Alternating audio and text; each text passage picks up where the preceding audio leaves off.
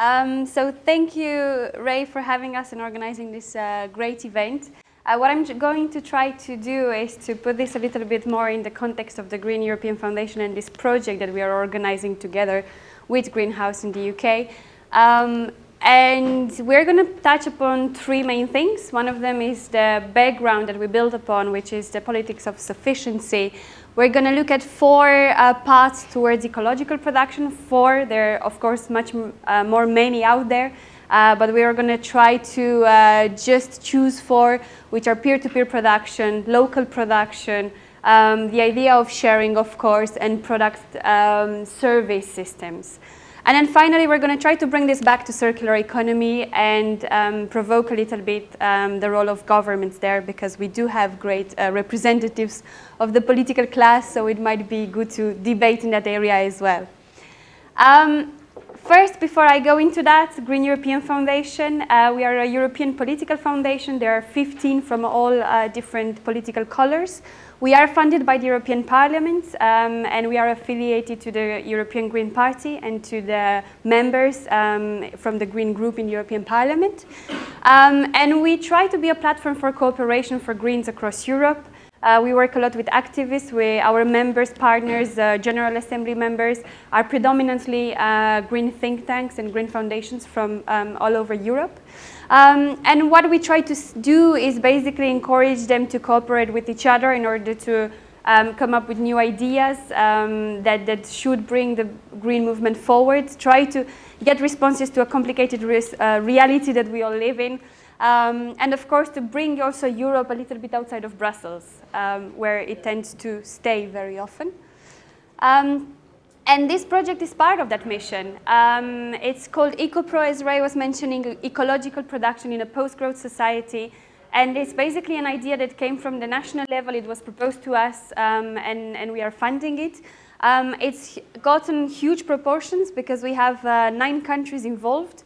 9 foundations that debate with each other, that have met and created a common framework for a project, which is then later on debated at national level. You can see the countries here. I'm not sure you can read. It's Austria, Finland, Hungary, Greece, Spain, Ireland, Croatia, Belgium, and the United Kingdom. We do have representatives who work very much on this topic from Ireland and Hungary here today. So I hope we can hear from them a bit more later on in the discussions and the closing panel. So why do we want to have ECOPRO? I think after the keynote speech, it's not really even needed to go into that background, so I'm going to skip a lot of this part. But yes, we do have growing inequalities. We are asking of this planet much more than it can give us. And just going for ecological cars, or I don't know what, we think it's not enough. Because people can still drive a lot even if they have an environmentally friendly car. At the same time, growth, and this is why we mention in a post-growth society, growth has not delivered on its promises. We do have a lot of growing inequality, so how can we deal with this? And therefore, ECOPRO is trying to basically come up with proposals for solutions, not the solution, but what can we all do together. What can citizens do? What can companies do? What can governments do in order to improve the situation and try to address ecological challenges? So this is basically the context within which this project was born. And how did we go about it? We basically developed a framing paper with the coordination of Dirk Hollemans, who is director of Oikos, the green think tank in Flanders, Belgium. And I do hope we can circulate this paper later on. I'm not sure we have it printed, but we can probably send it to all of you if you're interested afterwards. And you can definitely find it also on our website. So this framing paper will be also a little bit the basis on the 3 elements that I'm going to cover, as I was saying in the beginning of the presentation. Politics of sufficiency, 4 paths towards ecological production, and then a little bit of conclusions on circular economy and how we connect all of this together. And why do we say politics of sufficiency? Well, let me first say, as I was mentioning, we want to discuss this in the context of beyond growth. And Aurélie Maréchal, our director at the Green European Foundation, was identifying a while ago 5 elements of a post-growth production, which is that we should share the work, that we should share the wealth, that we should go more for a local production rather than globalization in terms of trade, that we should reorient profits in the real economy, and that we should reduce the scale of production and consumption. Within this project, we add a little bit to that, and we also say that we should also look at mentalities and infrastructures, because there are a lot of alternatives and initiatives out there, and I think the second panel is going to explore exactly those kind of initiatives. But we need to build infrastructures that support them, and that don't, instead of building obstacles for them to appear and to flourish. And then we should never, I guess, take out the final goal, which is that we want a more fair and just society in which we can all be happy, as optimistic as this sounds. And then not a big thing to ask. And then connecting to that, to the idea of happiness, is actually the fact that we don't all need to suffer in order to go towards ecological production and to go into the direction of more fair society. We don't all need to suffer in order to share our wealth, because several studies, and we mentioned a couple in our framing paper, have shown that beyond a certain threshold, happiness doesn't increase together with income and material wealth. So therefore, our proposal is that we need to ease production in a way that is going to towards practicing sustainable lifestyle, that at the same time allow us to still pursue happiness. So going a little bit more concrete, we had a look at what is out there, what is already happening, what are the good examples that we should take into consideration and be inspired by. And I'm not going to give too many concrete examples. I'm going to still keep it a bit general because I don't want to interfere with the afternoon's discussion. So the first one that we looked at out of the 4 is peer-to-peer production. There are more and more of these initiatives, and I'm going to give the example of Wikipedia, just because it's such a global and massive one and everybody knows it, where citizens cooperate to create a product that is going to make their lives and the life of their community more sustainable. It's one of the biggest encyclopedias, I think the biggest at the moment, and everyone can contribute, which is one of the criteria that we identified for sustainable peer-to-peer production, but also in a transparent way. Everybody knows what is happening, everybody knows how decisions are made. It's usually an example of democracy because everybody has a say in the direction in which the product is going, rather than having somebody from above dictating and the others needing to follow.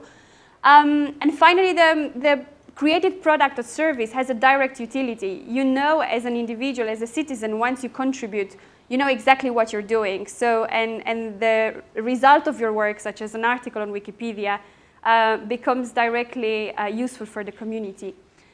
And of course, the goal of every individual, which again is very easy to discuss in the case of Wikipedia, is equals the collective goal of the community contributing to that product. So these are a little bit the criteria that we identified for successful peer-to-peer production, but I think we can definitely together add more to that. The second example that we have identified are microfactories. Basically, our position is not that we should all close the border and stay within our community and produce everything there. We think that in a global society, we can definitely share ideas at a global level, share experiences, learn from each other.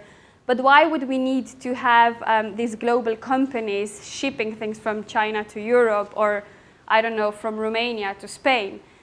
We think that the emergence of microfactories can bring economies back to a scope rather than a scale. And we also think that they can have less waste of energy, of materials, and of course, reduce carbon emissions and all the negative effects of having to ship things over from one place to the other. So there are some examples of these microfactories out there, but we think that they are definitely something we should keep in mind as an inspiration when we talk about the future of ecological production. And the third one is product service systems.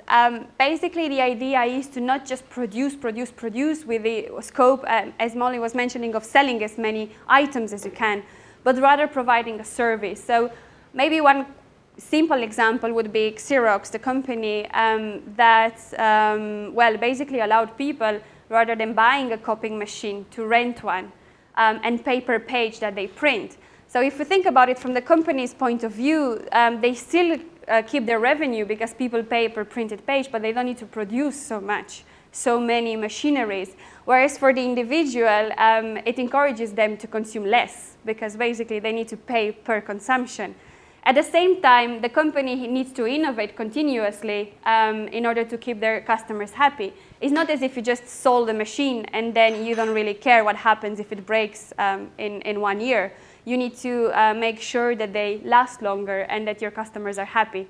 And finally, of course, the profit is dependent on user satisfaction. So bringing us back to the idea of happiness. And finally, how do we bring this back to the circular economy? Well, I think a few of the examples that I mentioned, but also later on that we are going to see in the afternoon, they basically use the output of producing one product in order to produce another one. So we definitely have a more recycling of waste, and it's in the interest of these companies to do that. Therefore, we do think that the main idea is, of course, that we shouldn't throw away so much, and instead of throwaway economy, to go towards a circular economy. Additional jobs, although I do believe that part of the debate might be who's going to do them, who wants to do those jobs, but we do think that there are going to be additional jobs created. Rather than producing so much and creating jobs through production and consumption, we think we can produce jobs through recycling and waste management. And finally, I bring it back to the idea of job conditions and working conditions. On its own, we think a circular economy, it's not enough. We need to talk more about a social, ecological circular economy, which is sustainable in the way it produces, but also which respects human rights and workers' rights and creates proper working conditions. So we want to keep this in mind because as a company, it might be quite easy to invest into becoming green, but at the same time reduce salaries and working conditions for your employees. So it has to somehow still be kept in mind. And finally, the role of governments. I'm not sure if you're aware, but there is in the pipeline a European Commission circular economy strategy, which has been a very big battle. When it came to a better regulation, the European Commission thought at some point that it's a good idea to just drop it because it's not needed. We should have less legislation, but now it's, as far as I'm aware, but I think Molly can tell us more, back on the table, and we expect a text by the end of the year. However, we as Greens, although as Green European Foundation, we do not do advocacy, but we just follow a little bit what's going on, of course. We are still a little bit skeptical because we do talk about waste management directive, but we also talk about creating jobs. So we are not completely sure whether this is really going to go in the direction that we want or not. But therefore, we definitely think that there can be legislative frameworks that support initiatives like the ones I mentioned, such as peer-to-peer production, such as sharing. And I think that this is definitely one of the things that should become a priority, and we're going to discuss this later on in the day.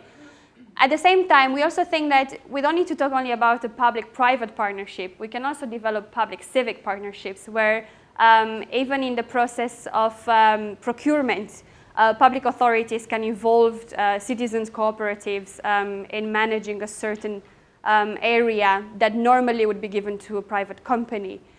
At the same time, recycling standards and designs that allow for products to be easily dismantled and reused per parts, of course, all of these can be ideas in which governments can contribute.